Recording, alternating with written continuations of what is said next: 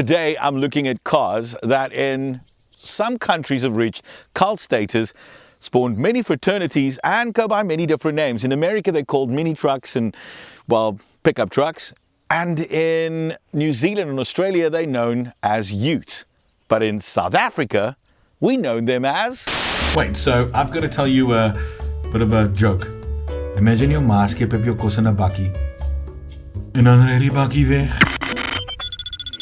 Yeah, you probably figured it out. We're talking about Bakkies, and in South Africa, we absolutely love them, especially this one. It's the new Ford Ranger FX4, and it's the kind of middle child of the Ford Ranger family. It sits above the XLT, but in between the Wildtrak and the Thunder. Well, depending on which trim level you choose. Basically, it's a sportier version of the XLT with nicer trim, extra bits, and tech. First thing you notice on this test model is the mean-looking grille, similar to the Thunder but blacked out. This includes the rims, the side sills, mirrors, and interior. Even the Bakkie pod has had some upgraded touches with a drop-in bin liner to protect it from everyday use, a 12-volt power outlet which will let you plug in a portable fridge, for example, and it uses Ranger's Easy Lift tailgate system, making opening and closing easy. The most noticeable difference is this, well, bar.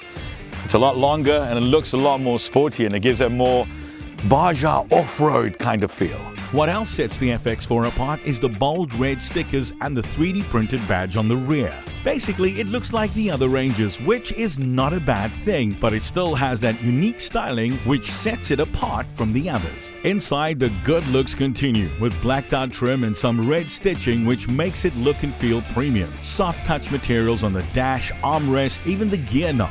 The steering has a soft premium touch to it, making it easy to use, and then there's the seats. I've sat in some SUVs and some hatches that didn't feel this comfortable. The rear bench is typical Bakkie though, with its upright seating position means long-legged humans, which clearly I'm not part of, might find it a little bit difficult in here, but it's not bad at all.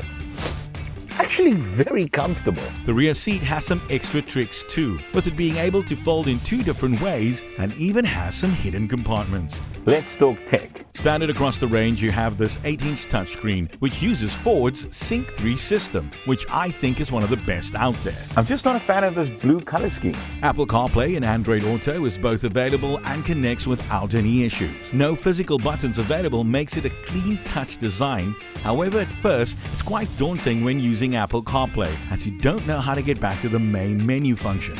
But simply click on the Ford icon, bam, smooth and easy. Furthermore, there are controls on the steering, which looks like a serious gaming controller, but it's actually quite simple to use. The controls on the left control the left digital screen of the instrumentation panel, the right, well, you get where I'm going. There's a plethora of airbags, dual zone climate control, awesome sound system, keyless entry, auto-locking doors, electric windows, and Ford's newest piece of tech called Ford Pass Connect, which allows you to use your phone to get info on your car. What makes this one smart is combined with a built-in modem, you can both lock and unlock as well as start the car and even set the temperatures remotely. For those moments that you don't want to get into either a cold or a hot car. The FX4 makes use of Ford's tried and tested single turbocharged 2-liter diesel engine.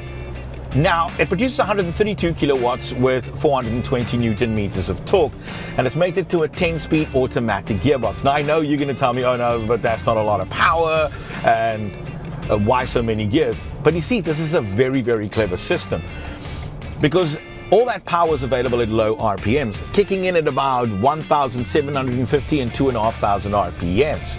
And then this gearbox makes sure that you're always in the correct gear to, well, make it fuel efficient and make all that power available to you in that torque band all the time. And trust me, it is there all the time.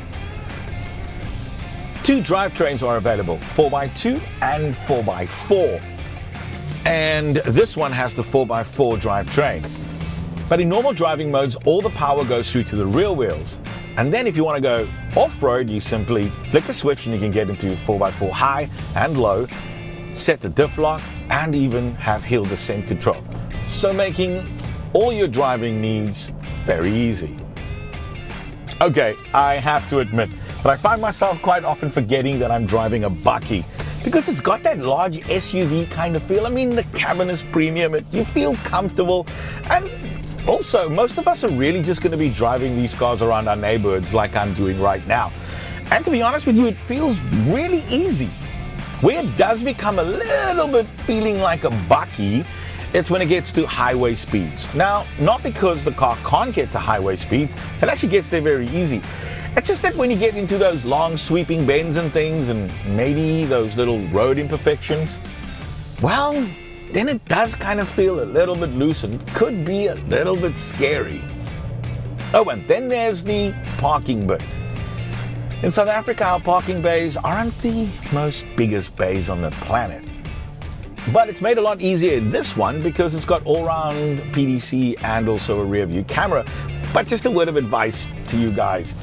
If you're going to be going to a mall or a shopping center, it's probably best to not try and look for the closest bay to the entrance, because us non-Bakkie driving people are going to be wanting those bays, and then we're going to get very upset with you. So maybe just go a little bit further away and you'll find some ample space to park. Trust me, I really pissed off a lot of people this week with my parking skills. Sorry guys. Okay, so I'm not a Bakkie person, right? Because I've never understood the appeal to it. And the reason being is that most people who drive these cars never use it like it was intended for, to be a workhorse. They've never taken it off-road, never loaded stuff in the back. And it just didn't make any sense to me. But after driving this car over the last couple of weeks, it's kind of changed my perception a little. Why? Because it feels like you're driving a big, large SUV. And then when it comes to the pricing, well, there are loads of, compact SUVs that are even more expensive than what this car is, but not as practical. And then there's that thing about how it makes you feel when you drive it. Ford says it's built for tough, and that's how you feel, man. You feel tough, indestructible, like Chuck Norris. And then when you're driving around, there are all these other Bakkie drivers who kind of just acknowledge you, and people kind of give way for you for some reason. And that makes you feel kind of lekker. Oh, and don't forget that saying, you're not a real South African until you've driven a Bakkie, let alone a Ford Bakkie. So, yeah, I kind of get the appeal, man. It makes you feel like you're part of something, that you can go anywhere, do whatever you want. And I kind of like that feeling. So maybe it's time that I kind of get a Bakkie. And if you're planning on maybe getting one, yeah, you should. You should actually get this one.